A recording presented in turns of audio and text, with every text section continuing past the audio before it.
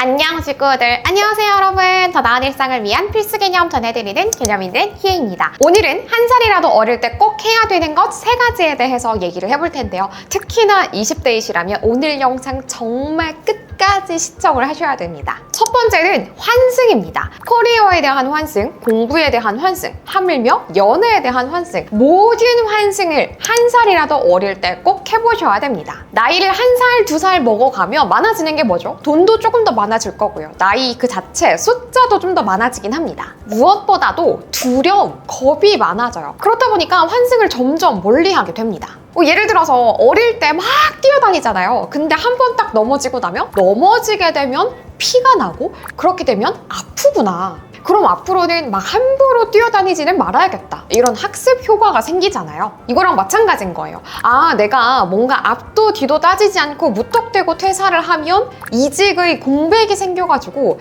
굶어 죽을 위기에 처할 수도 있구나. 호기심에 의해 가지고 공부의 노선을 막 바꾸다 보면 예전에 잘하던 걸 오히려 못하게 되는 상황을 겪을 수도 있구나. 사람을 만나고 헤어지고 이것을 반복하는 거는 진짜 엄청난 에너지가 드는 거구나. 이런 것들을 하나둘씩 학습을 하면서 두려움이 생기게 되죠. 근데 여러분, 이런 말 들어보셨나요? 땅에 떨어지는 경험은 없다. 어떤 경험이든 헛되이 날아가는 무의미한 경험은 없다라는 의미잖아요. 그렇기 때문에 우리는 환승을 많이 해봐야 됩니다. 저도 이직을 굉장히 많이 했잖아요. 7개의 직장을 거쳤기에 나는 사람들 앞에서 얘기하는 걸 즐거워하고 어떤 정보들을 공부를 해가지고 쉽게 풀어낼 수 있는 능력이 있는 사람이구나. 이런 것들을 많은 직장, 수많은 직업을 거치다 보니까 어떤 윤곽들을 그려나가게 됐습니다. 꼭 저처럼 7개의 직업, 직장을 거칠 필요는 없는 거지만 이렇게 여러 가지의 커리어 면에서 환승을 해보지 않았다면 제가 어떤 걸 잘하는 사람인지, 어떤 걸 좋아하는 사람인지를 제가 이 윤곽을 그릴 수 있었을까요?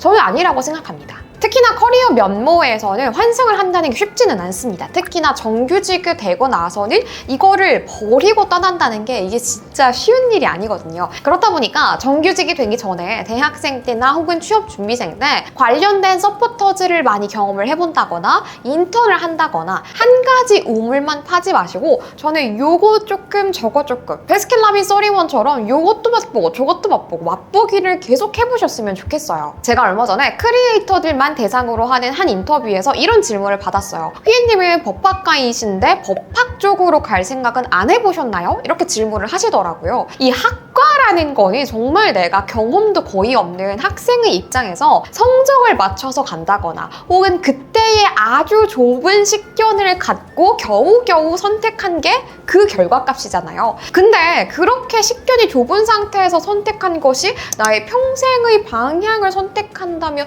그거는 좀 너무 따분하고 지루하고 급기야 슬프게까지 하지 않나요? 공부도 좋고요. 커리어도 좋고요. 연애도 좋습니다. 환승을 많이 해봐야 내가 뭘 잘하고 뭘 좋아하는 사람인지를 분명하게 알게 될 겁니다. 희애님, 저는 아직까지도 이 나이까지도 제가 뭘 해야 될지 모르겠습니다. 제가 어떤 방향성으로 나아가고 싶은 사람인지를 잘 모르겠어요 라는 댓글들, 고민 상담들 굉장히 많은데요. 환승을 해보십시오. 눈에 어느 정도 윤곽이 그려질 겁니다.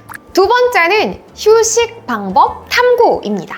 취향을 가져야 된다. 취향을 모르는 사람 참 멋도 없더라. 뭐 이런 얘기들 요즘 참 많이 합니다. 제가 만약에 여러분들이랑 오프라인으로 대면하고 있는 상황인데 어떤 식으로 쉬세요? 어떤 식으로 리프레시 하세요? 라고 여쭤보면 대답하지 못하시는 분들 굉장히 많을걸요? 근데 우리 진짜 바쁘다 바빠 현대사회잖아요. 이런 사회에 살고 있는 우리인 만큼 이 휴식 방법, 나에게 어떤 것이 정말 딱 맞는 것인지를 잘 아는 게 너무너무 중요합니다. 내가 이거를 1살이라도 어릴 때, 특히나 20대 때, 아, 나는 이런 방법으로 쉴 때 정말 온전히 휴식을 느낄 수 있는 사람이더라. 정말 상쾌하게 리프레시가 되더라. 라는 것을 깨우쳐가지고 이따금씩 내가 지칠 때, 힘에 부치는 것을 느낄 때, 아, 요렇게 쉬어야지. 아, 이렇게 리프레시 해줘야지. 라면서 딱 쉼표를 찍어주면 정말 온전히 다시 한번 일어날 수가 있거든요. 스트레스를 어느 정도 내려놨으니까요. 그런데 그렇지 못한 사람들이 대부분이잖아요. 근데 이렇게 되면 아시죠?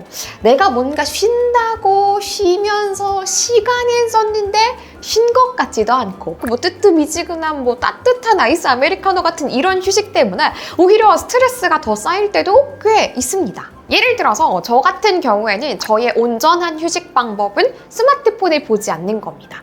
이 스마트폰을 막 깔짝깔짝 보다 보면은 저는 특히나 콘텐츠를 만드는 사람이다 보니까 나보다 뭔가 조금 더 흥한 콘텐츠를 본다거나 채널을 본다거나 하면 때때로는 스트레스를 받기도 하고 또 그거를 보면서 공부를 나도 모르게 하고 있고 이것 때문에 쉬는 게 아닌 그런 상황들이 굉장히 많이 펼쳐지거든요. 그래서 저는 정말 필요하다 그럴 때는 스마트워치에다가 타이머를 해두고 15분, 20분 혹은 길게는 뭐 몇 시간 이렇게 타이머를 해두고 그 시간 동안에는 디지털 디톡스라고 하죠. 스마트폰을 아예 보지 않고 정말 온전히 눈을 감고 있는다거나 그냥 혹은 멍을 때린다거나 이런 식으로 디지털 디톡스를 해서 저에게 온전히 리프레시, 휴식을 만들어주는 그런 시간들을 갖고 있습니다. 꼭 비싼 해외여행을 떠나야지만 쉬는 게 아니잖아요. 각자 자신만의 온전한 휴식 방법을 정말 한 살이라도 어릴 때 탐방 해보시고 나에게 꼭 맞는 휴식 방법 찾으셔가지고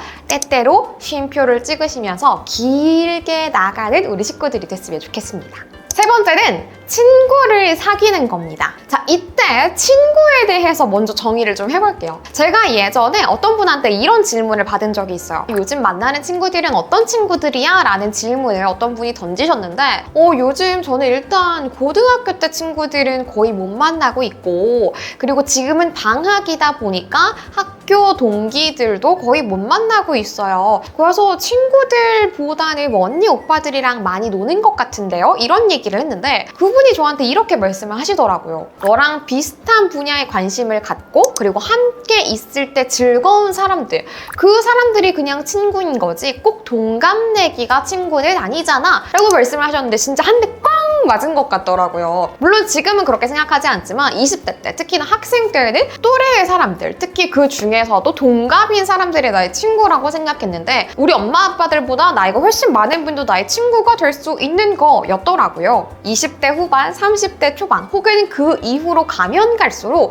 우리는 이미 사회에 던져진 사람이기 때문에 이해타산의 이 개념 아래에서 친구를 사귀는 경우가 많습니다. 비즈니스 친구들을 사귀게 되는 거죠. 그렇다 보니까 전혀 이해타산적인 개념이 없는 계산이 없는 친구를 사귀는 건 20대 때 더더욱이 해놔야 되는 과제인 것 같아요. 30대 때, 40대 때 이런 친구들을 만날 수 없느냐? 그건 아닙니다. 하지만 확률이 현저히 떨어지는 거죠. 인맥 관리가 돈이다 이런 얘기를 하는 건 아니에요. 뭐 실제로 나중에 제가 돈을 벌 때 뭐 사업을 하게 된다면 그분들에게 도움을 받을 수는 있겠지만 그런 것들을 따지고 친구들을 곁에 두라라는 얘기가 아니라 그런 차원을 다 떠나가지고 정말 온전히 내가 친구다라고 부를 수 있는 사람들을 꾸준히 내 곁에 두는 것만으로도 내 삶은 확실히 풍요로워지는 것 같아요. 그거를 조금이라도 빠르게 이해타산을 계산해서 조금이라도 멀리 있을 때 하루라도 빨리 하자는 거죠. 여러분이 생각하는 한 살이라도 어릴 때 해놔야 되는 것들은 어떤 건가요? 또 다른 의견들 많이 있으시면 댓글 달아주시고요. 그럼 우리는 다음 영상에서 또 만나요. 구독과 좋아요 잊지 마세요. 안녕!